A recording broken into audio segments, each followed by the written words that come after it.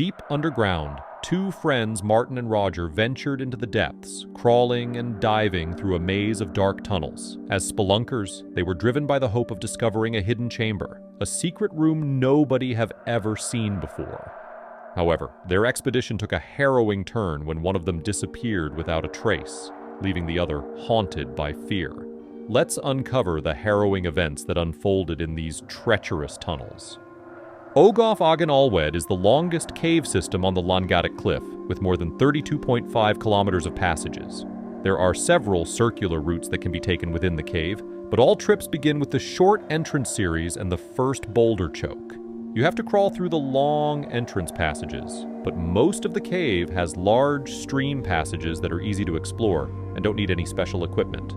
The round trips in the cave include the Grand Circle, which goes along the main stream passage with 4 rock-obstructed passages, boulder chokes, and the Southern Stream Passage, which is long, wet, and tiring. There are also the outer and inner circles, which include Turkey Streamway with some special formations like gore pools. Each round trip takes more than 6 hours, and some parts of the cave can flood. The sump at the third boulder choke fills with water quickly, and in bad flood conditions, it's impossible to get through the second boulder choke and the narrow part of Turkey Streamway above Northwest Junction.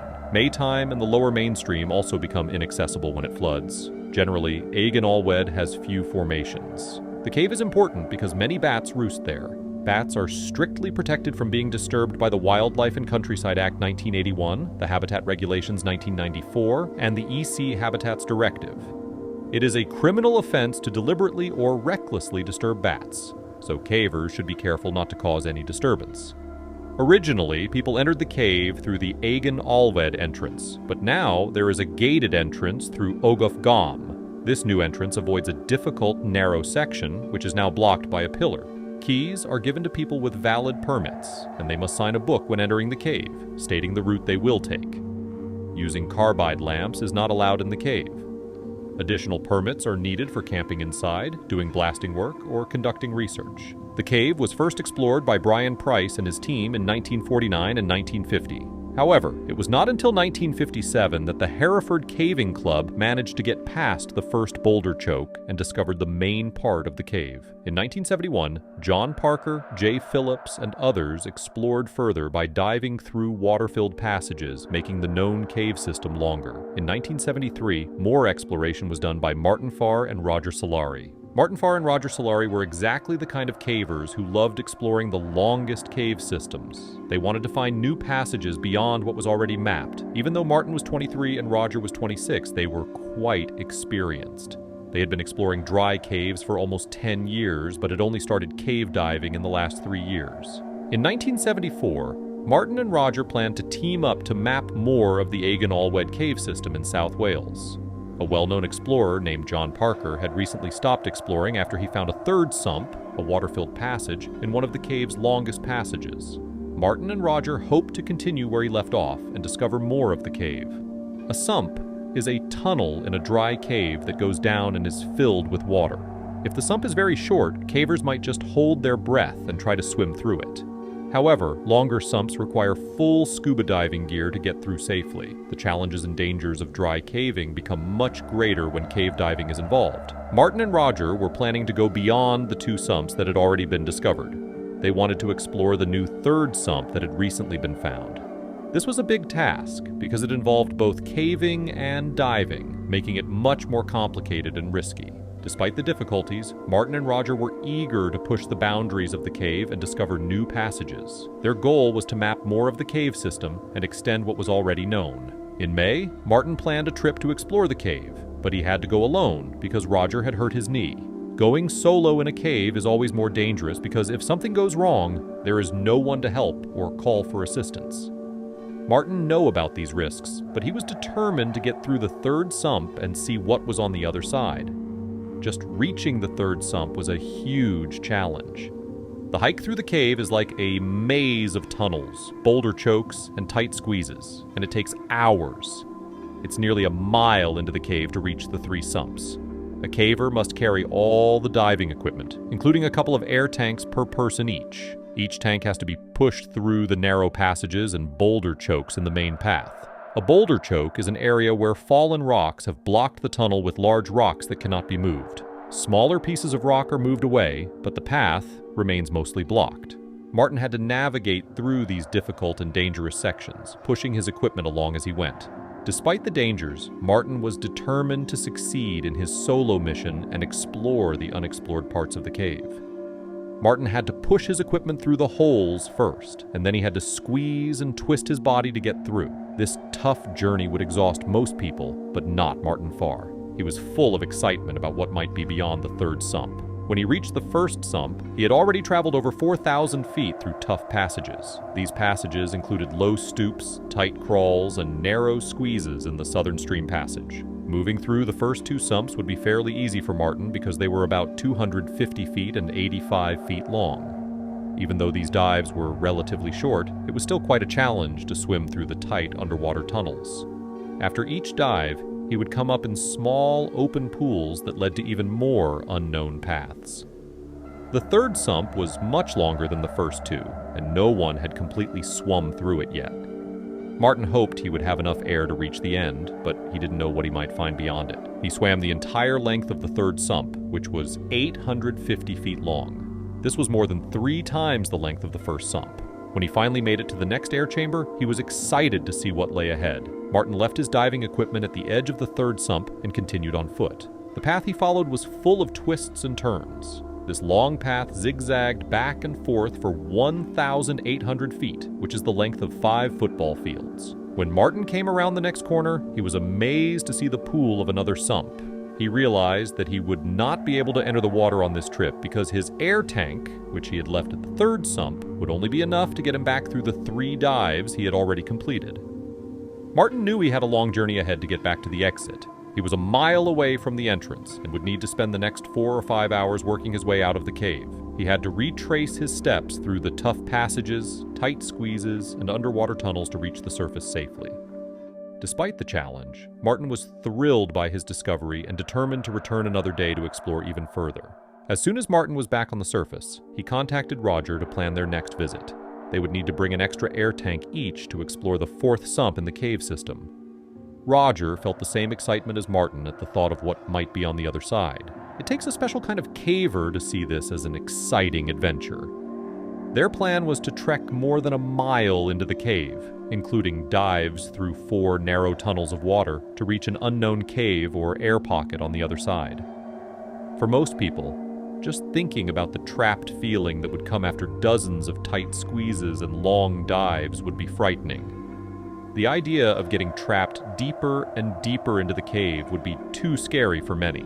Martin and Roger, however, were thrilled by the challenge. They were excited to see what new discoveries they could make. The next trip would be tough, but they were ready to push themselves to explore further. They knew they needed to be well prepared, with extra air tanks and a solid plan, to safely make it through the 4th sump and beyond. Despite the risks, their love for caving and their curiosity about the unknown kept them motivated. On June 15, 1974, Roger and Martin ventured through the path Martin had explored just weeks earlier. Before diving into Sump 3, they switched to fresh air cylinders, leaving their partially used tanks on the bank for the return trip.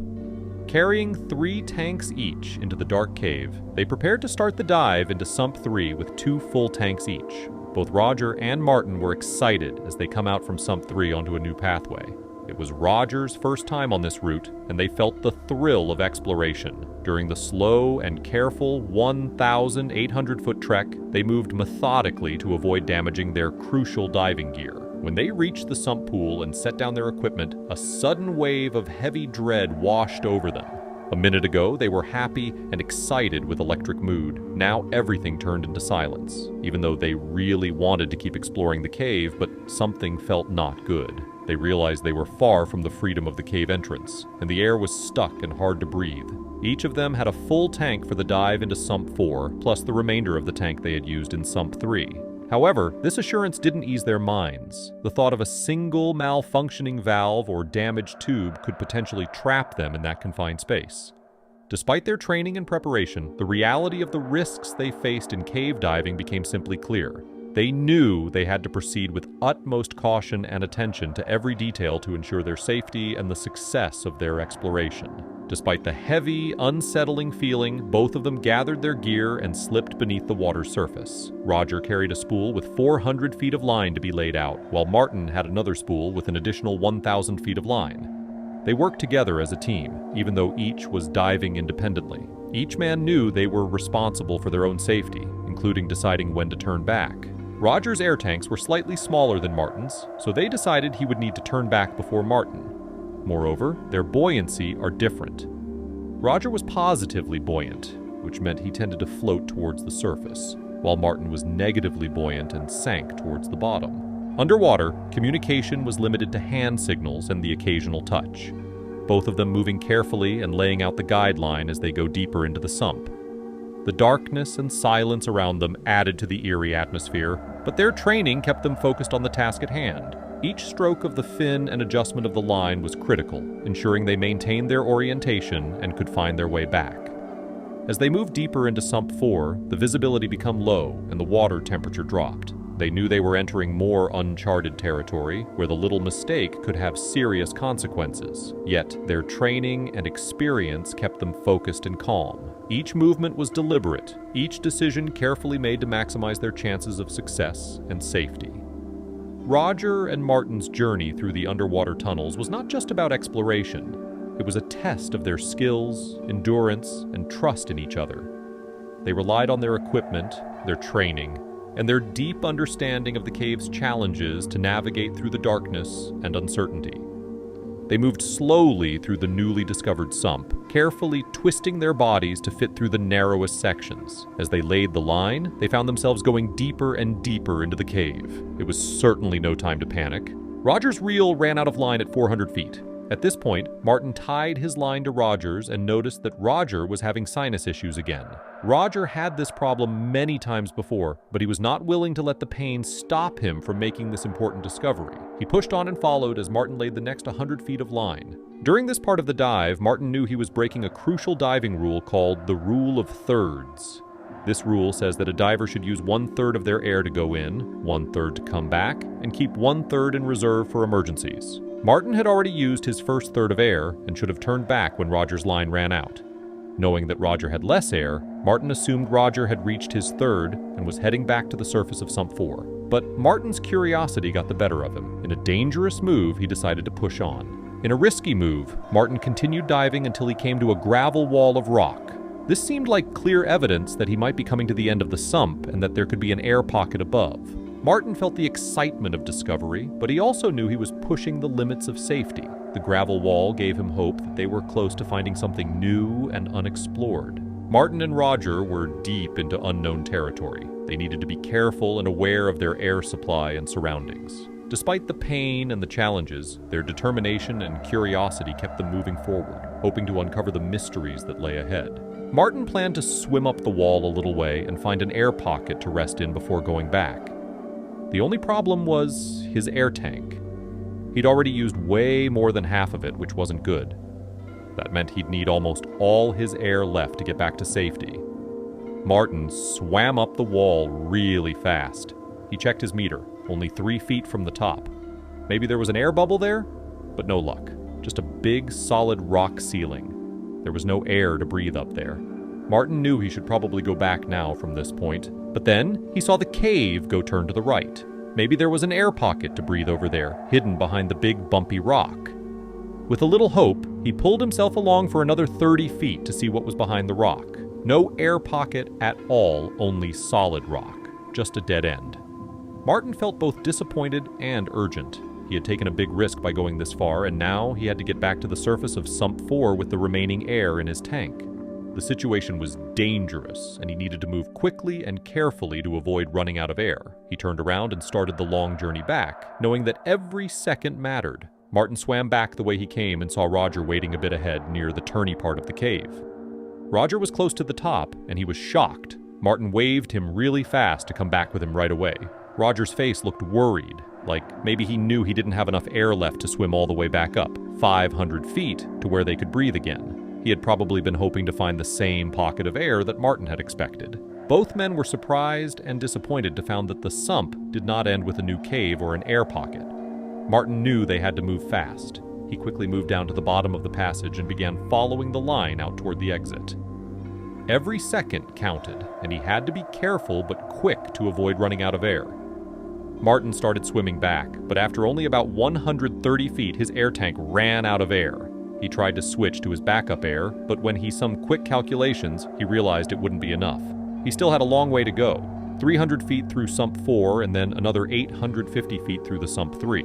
He knew he had a partial air tank left between the sump 2 and 3. If only he could make it that far.